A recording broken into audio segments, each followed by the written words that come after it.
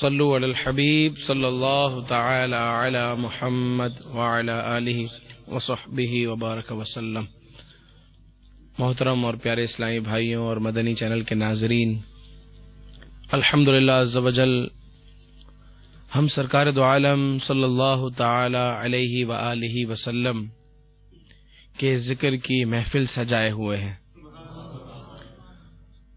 اور سرکار دو عالم صلی اللہ علیہ وآلہ وسلم کے ذکر کی محفل سجانا یہ ملائکہ کا بھی طریقہ ہے۔ اللہ رب العزت نے بھی آپ علیہ الصلاۃ والسلام کی تعریف اور توصیف قرآن پاک میں بیان فرمائی ہے۔ یعنی یوں سمجھے کہ جب ایک انسان اللہ تبارک و تعالی کے حبیب لبیب صلی اللہ علیہ وآلہ وسلم کی تعریف کرتا ہے، توصیف بیان کرتا ہے، ہماری ایسی زبان کہاں کہ ہم آپ علیہ الصلاۃ والسلام کی تعریف اور توصیف کر سکیں، مگر پھر بھی جب ایک انسان، ایک امتی آقا علیہ الصلاۃ والسلام کا وصف بیان کرتا ہے اور آپ کی تعریف میں چاہے وہ اشعار پڑھے، چاہے وہ عربی میں اشعار پڑھے، چاہے وہ اردو میں اشعار پڑھے، چاہے وہ بیان کے ذریعے ہو، تعریف اور وصف بیان کرنے میں گویا وہ اللہ تعالی کی سنت ادا کرتا ہے۔ اللہ تبارک و تعالی کا یہ طریقہ ہے کہ اس نے اپنے حبیب علیہ الصلاۃ والسلام کی تعریف کو قرآن پاک میں خود بیان فرمایا۔ یعنی یہ جو کام ہے یہ کوئی چھوٹا عمل نہیں ہے، دیکھا جائے تو یہ بہت بڑا عمل ہے۔ اللہ تبارک و تعالی نے بھی سرکار علیہ الصلاۃ والسلام کا وصف بیان کیا، انبیاء کرام علیہ الصلاۃ والسلام نے بھی میرے آقا مدینے والے مصطفیٰ صلی اللہ تعالی علیہ وآلہ وسلم کی مدح سرائی کی، صحابہ نے بھی مدح سرائی کی۔ حضرت سیدنا حسان بن ثابت رضی اللہ تعالی عنہ خاص وہ صحابی ہیں جو نعت گوئی میں مشہور ہیں، آپ علیہ الصلاۃ والسلام کے لیے قصیدے لکھا کرتے تھے۔ جب کفار مکہ سرکار دو عالم صلی اللہ علیہ وآلہ وسلم کے بارے میں ایسا کلام کرتے جو نازیبہ ہوتا، حضرت حسان بن ثابت رضی اللہ تعالیٰ عنہ اشعار کی صورت میں سرکار کی تعریف کرتے ہوئے انہیں جواب دیا کرتے تھے۔ آگے چلیے تابعین کا بھی یہی انداز رہا، جتنے بھی ائمہ گزرے وہ سب کے سب سرکار دو عالم صلی اللہ علیہ وآلہ وسلم کا وصف کسی نہ کسی انداز سے بیان کرتے ہیں، جن کا بھی ہم نے قصیدہ سنا، قصیدہ بردہ شریف، علامہ بوصیری رحمت اللہ تعالی علیہ، یہ بھی زبردست عاشق رسول، اور جو انہوں نے قصیدہ لکھا وہ بھی انتہائی عشق میں ڈوبا ہوا قصیدہ لکھا ہے، اور اس قصیدے کو وہ مقبولیت حاصل ہے جو کسی اور قصیدے کو نہیں، کہ آپ علیہ الصلاۃ والسلام نے خواب میں آ کر اس قصیدے کی تائید فرمائی ہے۔ یہ کیا کم بات ہے کہ جس چیز کو میرے آقا علیہ الصلاۃ والسلام پسند کر رہے ہوں، وہ کلمات جس کو میرے آقا علیہ الصلاۃ والسلام پسند رکھتے ہوں، وہ کلمات ہم سب مل کر الحمدللہ پڑھ رہے ہیں۔ اور یہ دعوت اسلامی کا احسان ہے الحمدللہ کہ دعوت اسلامی اور مدنی چینل اجتماع ذکر و نعت منعقد ہوتے ہیں، سرکار علیہ الصلاۃ والسلام کی مدح سرائی کی جاتی ہے۔ چینل کے علاوہ نہ جانے کتنے مقامات پر کہاں کہاں کس کس وقت آپ علیہ الصلاۃ والسلام کی تعریف اور وصف بیان کیا جاتا ہے۔ اللہ رب العزت نے اپنے حبیب صلی اللہ علیہ وآلہ وسلم سے یہ وعدہ کیا ہے۔ کیا وعدہ کیا ہے؟ کہ اے محبوب علیہ الصلاۃ والسلام، ہم تمہارے ذکر کو بلندی عطا کریں گے۔ بلندی، مفسرین ایک معنی یہ بھی بیان کرتے ہیں کہ جیسے جیسے دن گزرتے جائیں گے، جیسے جیسے زمانہ آگے بڑھتا جائے گا، اس طرح آپ علیہ الصلاۃ والسلام کی تعریف اور توصیف کرنے والے لوگ زیادہ ہوتے چلے جائیں گے۔ ایک زمانہ تھا جب صرف ربیع النور کے مہینے میں مولد منایا جاتا تھا، ربیع النور کے مہینے میں محفلیں منعقد ہوتی تھی۔ آج الحمدللہ عز وجل سارا سال سرکار کا میلاد منایا جاتا ہے، الحمدللہ عز وجل۔ اللہ تبارک و تعالی کی کروڑوں رحمتیں ہوں میرے آقا علیہ الصلاۃ والسلام پر۔ تو پیارے اسلامی بھائیوں، جو ہم نے قصیدہ سنا، انشاءاللہ عز وجل ہم ہر حلقے میں، ہر سلسلے میں ایک ایک فصل اس کی سنتے چلے جائیں گے اور اسے سمجھنے کی بھی کوشش کریں گے کہ علامہ بوصیری رحمت اللہ تعالی علیہ سرکار کی بارگاہ میں کس پیارے انداز سے اپنے عشق کا مظاہرہ بھی کر رہے ہیں، اپنے عشق کا اظہار بھی کر رہے ہیں، اور ساتھ ہی ساتھ سامعین کو، سننے والوں کو، پڑھنے والوں کو، منشدین کو یہ احساس دلا رہے ہیں کہ عشق رسول کس چیز کا نام ہے۔ اگر آپ اور میں یہ دعویٰ کرتے ہیں کہ ہم عاشق رسول ہیں تو عاشق رسول کیسا ہوتا ہے، یہ علامہ بوصیری رحمۃ اللہ تعالی علیہ نے اپنے اس قصیدے میں بیان فرمایا ہے۔ کہتے ہیں عاشق ایسا ہوتا ہے کہ جس کی آنکھوں سے آنسو روا ہوں اور آنسو بہنا شروع ہوں، اس کے بعد پیلے رنگ کے آنسو بہیں، پھر اس کے بعد خون کے آنسو بہیں، اس قسم کے عاشق ہوا کرتے ہیں۔ اپنے آپ کو مخاطب کرتے ہوئے کہتے ہیں کہ تو اپنے عشق کو کیسے چھپا سکتا ہے؟ عشق آنسوؤں سے، بیماری سے، تمہارے پیلے رنگ سے اور تمہارے جسمانی حالت سے اور تمہارے بخار سے ظاہر ہو رہا ہے کہ تم عاشق ہو۔ یہاں دو باتوں پر علامہ بوصیری رحمۃ اللہ تعالی علیہ توجہ دلا رہے ہیں۔ ایک تو یہ کہ ان اشعار کے ذریعے سامعین کو مخاطب کر رہے ہیں کہ ایک عاشق کو ایسا ایسا ہونا چاہیے، اور پھر اپنے عشق کے بارے میں بھی اظہار فرما رہے ہیں کہ میرا عشق کیسے چھپ سکتا ہے، میں اپنے عشق کو کیسے چھپا سکتا ہوں۔ میری راتوں کی نیندیں اچاٹ ہیں، میرا قلب ہر وقت مضطرب رہتا ہے، میری آنکھیں ہر وقت رواں رہتی ہیں، میرا رنگ عشق رسول سے پیلا ہو چکا ہے اور میری حالت عجیب و غریب ہے، میں اپنے عشق کو کیسے چھپا سکتا ہوں۔ اور ساتھ ساتھ یہ بیان کرتے ہوئے احساس بھی دلا رہے ہیں کہ اگر تم عشق رسول کا دعویٰ کرتے ہو تو اپنا محاسبہ کرو کہ تمہارے عشق رسول کا معیار کیا ہے۔ ہم صرف زبانی عاشق رسول ہیں، اللہ تعالی ہمیں حقیقی عشق رسول نصیب فرمائے۔ علامہ بوصیری رحمۃ اللہ تعالی علیہ کا صدقہ ہمیں نصیب فرمائے۔ جو عشق کی انہوں نے علامتیں بیان کی ہیں، رونے والی آنکھیں، تڑپنے والا دل، اور ان کے غم میں، سرکار علیہ الصلوۃ والسلام کے غم میں دنیا سے اچاٹ ہو جانے والا دل، کہ علامہ بوصیری رحمۃ اللہ تعالی علیہ بیان کرتے ہیں کہ جب میں اس درخت کے آثار کو دیکھتا ہوں، ایک درخت ہوگا جس کے نیچے سرکار دو عالم صلی اللہ علیہ وآلہ وسلم نے کبھی آرام کیا ہوگا، اب اس درخت کے کچھ آثار رہ گئے، صرف چند آثار رہ گئے، مگر جب ان آثار کو میں دیکھتا ہوں تو میں اپنے آپ کو رونے سے میں نہیں روک سکتا۔ یعنی آثار دیکھ کر، صرف وہ آثار دیکھ کر، وہ درخت کے کچھ ذرات دیکھ کر جس کے قریب میرے آقا علیہ الصلوۃ والسلام نے چند لمحات گزارے، میں انہیں دیکھتا ہوں تو فراق رسول میں میری آنکھیں بہنے لگتی ہیں۔ یہ ان کی حالت۔ ہم مدینے جائیں، مدینے سے آئیں، عشق رسول کا دم بھرنے والے ہوں کہ ہم عاشق رسول ہیں، تو عاشق رسول کو کیسا ہونا چاہیے؟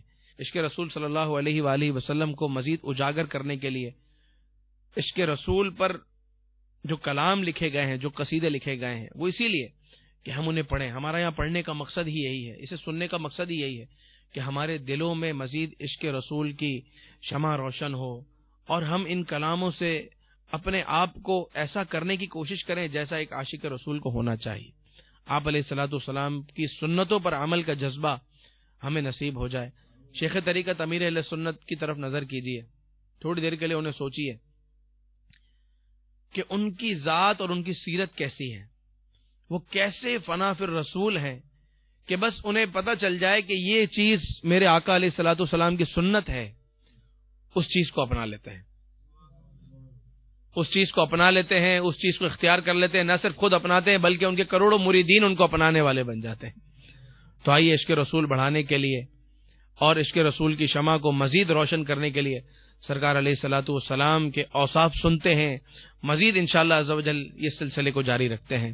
آئیے کلام سنتے ہیں۔ صلو علی الحبیب صلی اللہ تعالی علی محمد وعلی آلہ وصحبہ وبارک وسلم۔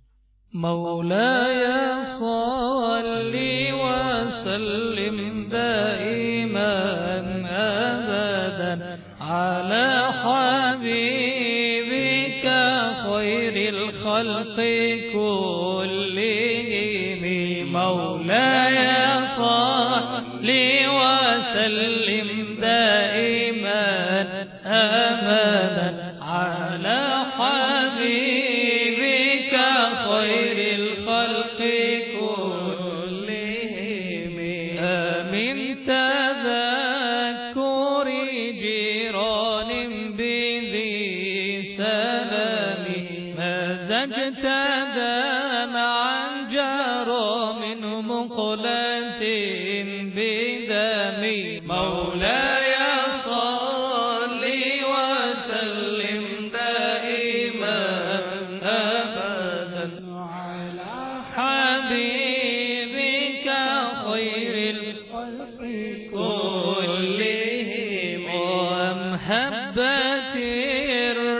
الريح من تلقاء كاظمة وأومض البرق في الظلماء من إضام مولاي صل وسلم دائما أبدا على حبيبك خير كلهم. فما لعينيك إن قلت كفوفهمت وما لقلبك إن قلت استفق يهمي. مولاي صل وسلم دائما أبدا على حبيبك خير الخلق كلهم. أيحسب الصب أن الحب منكتم ما بين منسجم منه ومضطرم. مولاي صل وسلم دائما أبدا على حبيبك خير الخلق كلهم. لولا الهوى لم ترق دمعا على طلل. لولا الهوى لم ترق دمعا على طلل ولا رقت لذكر البني والعالم. مولاي صل وسلم دائما أبدا على حبيبك خير الخلق كلهم. فكيف تنكر حبا بعدما شهدت به عليك عدول الدمع والسقم. مولاي صل دائما أبدا على حبيبك خير الخلق كلهم. فكيف تنكر حبا بعدما شهدت. فكيف ما تنكر حبا بعدما شهدت به عليك عدول الدمع والسقم. مولاي صل وسلم دائما أبدا على حبيبك خير الخلق كلهم. وأثبت الوجد خطي عبرات وضانا مثل البهار على خديك والعنم. مولاي صل وسلم دائما أبدا على حبيبك خير الخلق كلهم. نعم سرى طيف من أهوى فأرقاني. نعم سرى طيف من أهوى فأرقاني والحب يعترض اللذات بالآلام. مولاي صل وسلم دائما أبدا على حبيبك خير الخلق كلهم. يا لائمي في الهوى العذر معذرة. يا لائمي في الهوى العذر معذرة مني إليك ولو أنصفت لم تلومي مولاي صل وسلم من أبدا على حبيبك خير الخلق كلهم عادتك حالي لا سري بمستتر عن الوشاة ولا دائي بمنحسم مولاي صل وسلم على حبيبك خير خلقكم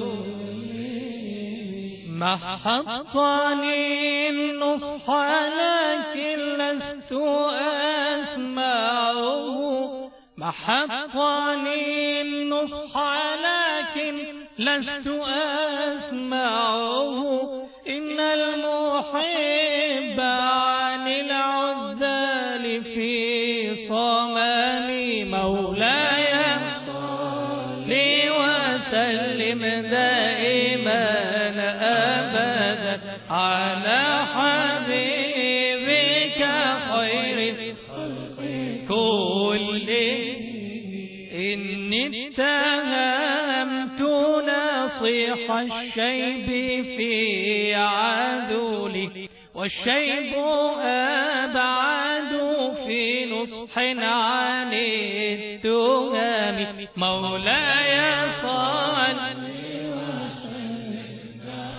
من أبدا على حبيبك خير خلق كلهم يا ربي بالمصطفى بلغ مقاصدنا يا ربي بالمصطفى بلغ مقاصدنا يا ربي بالمصطفى مقاصدنا واغفر لنا ما مضى يا واسع الكرم مولاي صل وسلم دائما أبدا على خلق كله يا ربي بالمصطفى بلغ مقاصدنا واشفي بها مرضانا يا واسع الكرم مولاي صل وسلم من أبدا على